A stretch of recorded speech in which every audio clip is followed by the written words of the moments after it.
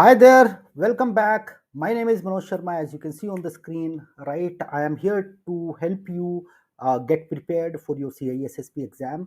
I hope you are very much focused and you are achieving your goal day by day and reaching to your final glory of your CISSP, right? That is what the journey is, right? Let's get on to this particular twister of the day, number 120 today, and let's see what is in there for us. So feel free to pause this particular video for a minute, identify your right option, and then let me explain you the question by itself. I hope you pause the video, you have the right answer selected now. So let me go ahead and explain you this.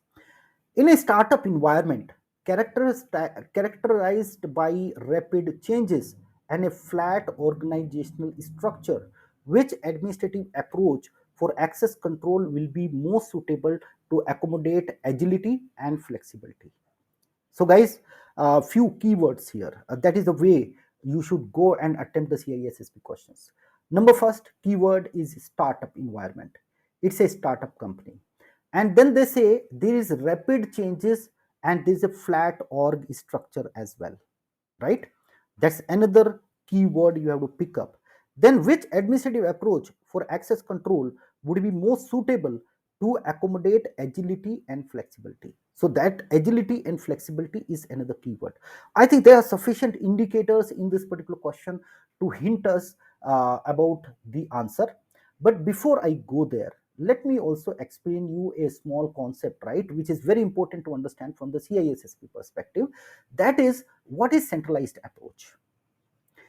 A centralized approach for identity and access management, because obviously this question is from identity and access management. The centralized approach makes sure that you are able to manage all the identities centrally.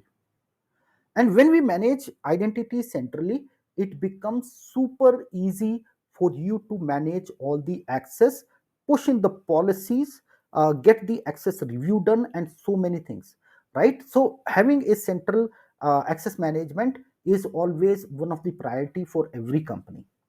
However, in a startup environment, you may have a flat structure and you may have very rapid changes and flexible approach you need. So in many cases, we also go with decentralized approach, wherein for different locations or different set of projects, we maintain different access control systems, right? This gives a very good flexibility in terms of meeting the local requirement of that particular area or that particular project, which is really great.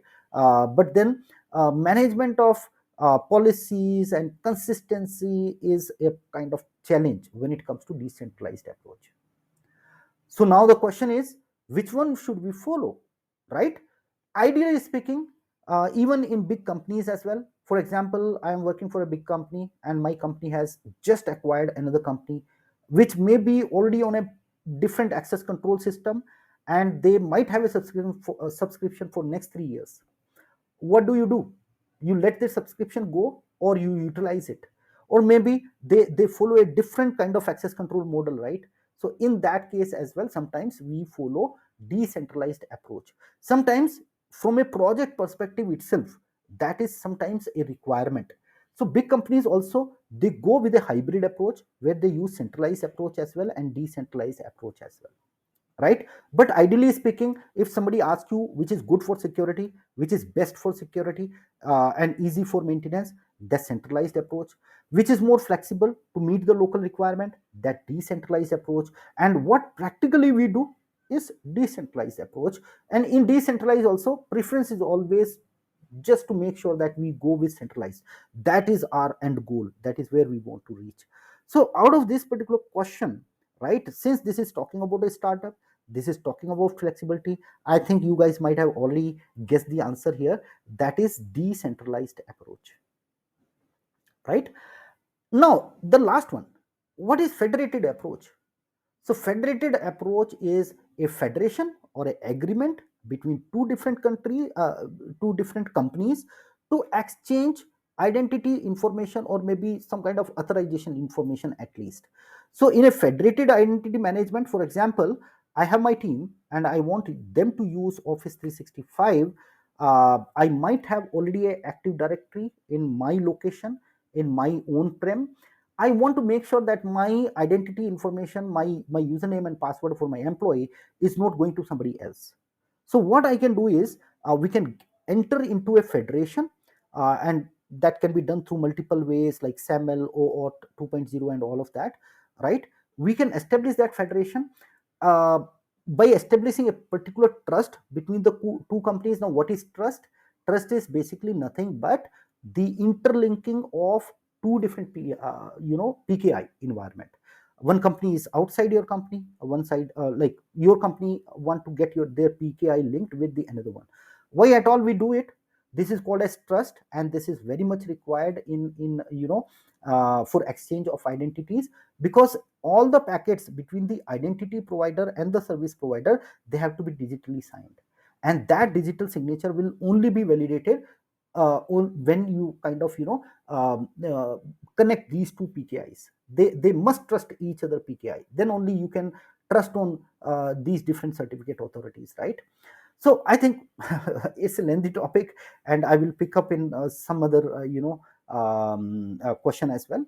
And if you want more detailed kind of explanation for each and every topic, very simple explanation, you want to get your CISSP done with a time bound approach, with a particular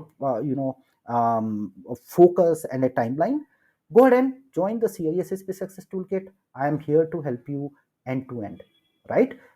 Thank you very much for joining me today. I think I have taken sufficient time, and I will see you tomorrow. Thank you very much.